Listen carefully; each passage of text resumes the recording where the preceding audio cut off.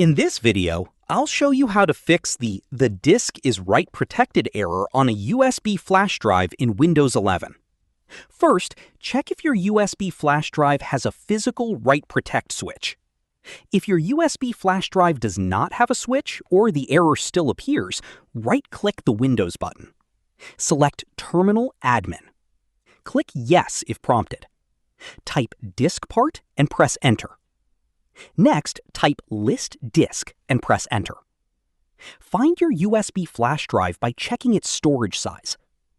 Type Select Disk X and replace X with the number of your USB flash drive. Press Enter. Now type Attributes Disk Clear Read Only. Press Enter. Wait until you see the message that the disk attributes were cleared successfully. Type Exit and press Enter. Close Terminal. Open File Explorer. Click This PC.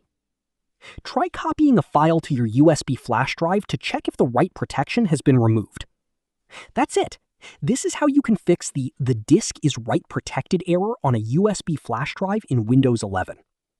If you found this video helpful, don't forget to like the video, subscribe to our channel, and press the bell icon for more tutorials. Thanks for watching.